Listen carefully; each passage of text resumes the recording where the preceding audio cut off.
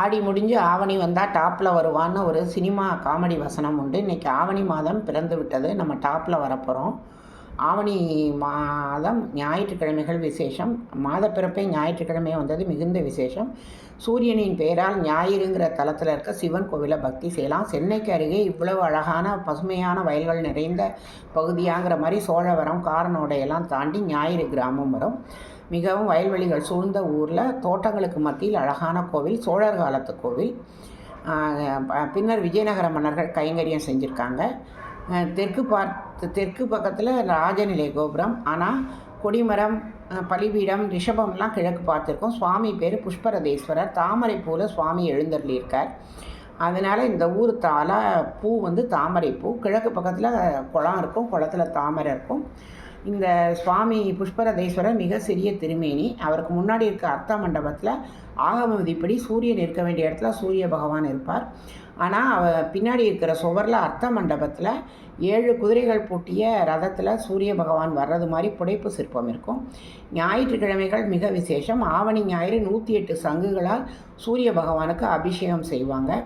இந்த கோவிலினுடைய தலமரம் நாகலிங்க மரம், 600 ஆண்டுகள் பழமையான நாகலிங்க மரம்.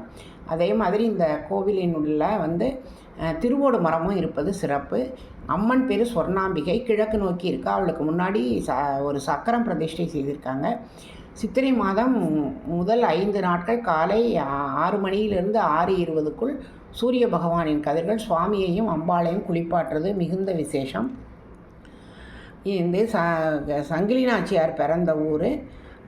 சுந்தரமூர்த்தி நாயனார் முதல் நால்வரில் ஒருத்தர். சிவபெருமானின் நெருங்கிய தோழர். அவருடைய மனைவி சங்கிலி நாச்சியார் பிறந்த ஊர் இந்த ஞாயிறு. அவளுக்கு தனி சன்னதி உண்டு.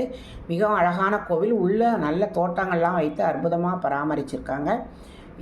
காணும் கடவுள், கண்கண்ட தெய்வம் சூரிய பகவான். தொண்டை மண்டலத்தில் இருக்கக்கூடிய சூரிய தலம் இந்த ஞாயிறு.